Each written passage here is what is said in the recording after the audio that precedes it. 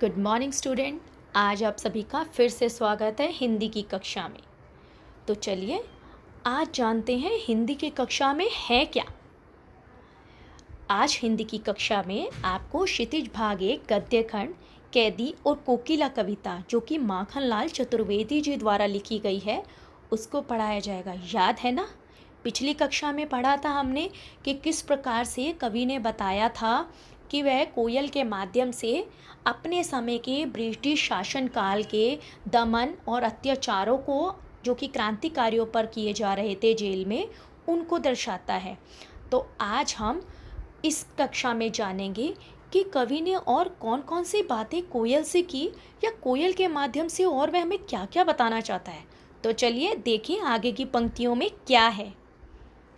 काली तू रजनी भी काली, शासन की करनी भी काली, काली लहर कल्पना काली, मेरी काल कोठरी काली, टोपी काली कमली काली, मेरी लो श्रृंखला काली, पहरे की हूँ कृति की प्याली, तिस पर है गाली ए आली।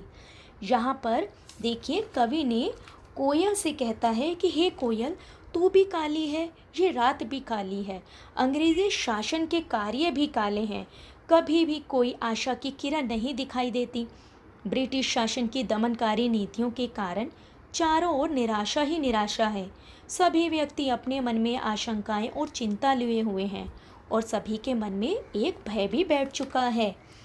यहाँ पर कवि एक चीज़ और कहता है कि मैं तो कोठरी में कैद हूँ, वह भी काली है, कैदियों की टोपी भी काले रंग की है, हमें जो ओढ़ने और बिछाने के लिए जो कंबल दिए जाते हैं भाई वह भी काले हैं, और जो तुम ये लोहे की मेरी जंजीरें देख रही हो ना, मेरी श्रृंखला मतलब जंजीरें देख रही हो, वह सब भी काली है।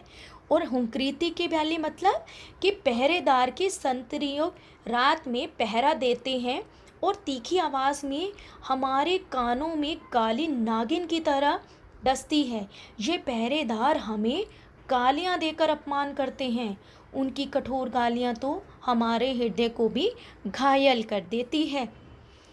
इस काले संकट सागर पर मरने की मदमाती कोकिल बोलो तो, अपने चमकीली गूतों को क्यों होकर हो तैराती कोकिल बोलो तो। यहाँ कवि कहता है कि भाई मेरे को तो ये जीवन मिल चुका है, मुझे ये जीवन मिला है, पर कोयल तुम तो स्वतंत्र हो। तो कोयल को बोलता है कि कोयल अपने स्वर से बोलती है तो मानो ऐसा लगता है कि वह हमें शत्रु से जूझने की प्रेरणा दे रही हो, मतलब उससे लड़ने की शक्ति प्रदान कर रही हो, जिस पर भार से मुक्त समुद्र पार करने के लिए साहस अनूठा होता है। उसी प्रकार कोयल भी गीत गाकर अपने एक अनोखे साहस का परिचय दे रही है। कवि कोयल के गीतों की सराहना करता है, बोलता है कि तुम कितने चमकीले गीतों वाली, मतलब जो सबको लुभा लेते हैं गीत, वह तुम सुबह न गाकर रात्रि में मेरी इस व्यथा पे गा रही हो, तो लगता है तुम मुझ में साहस भर रही हो, जिसके लिए वह उसका धन्यवाद करता है। तो चलिए आगे देखते हैं आज का आपका कार्यपत्रक जो इसी कक्षा में पढ़ाई गई इस कविता पर आधारित है। यहाँ पर देखिए आपका कार्यपत्रक दिया है जिसमें आपको यही कविता की पंक्तियाँ दी गई है और यहाँ आपसे कुछ प्रश्न किए गए हैं। जैसे कविता के आधार पर बताइए कि कवि की सारी कल्पनाएं काली हो गई हैं, ऐसा क्यों लगता है? क्योंकि चारों तरफ ब्रिटिश शासन काल की कालीमा फैल गई है। ब्रिटिश शासन काल के दुराचारों अत्याचारों ने चारों दिशाओं को घेर लिया है, इसलिए उसकी कल्पनाएं भी काली हो गई हैं। प्रश्न नंबर 2 देखिए, उन पंक्तियों की को छांट कर लिखे जिसमें अनुप्रास अलंकार है। याद है ना, हमने व्याकरण कक्षा में अनुप्रास पढ़ा था। अनुप्रास क्या होता है? जब एक ही वर्ण की बार बार आवृत्ति होती है तो वहाँ पर अनुप्रास अलंकार होता है।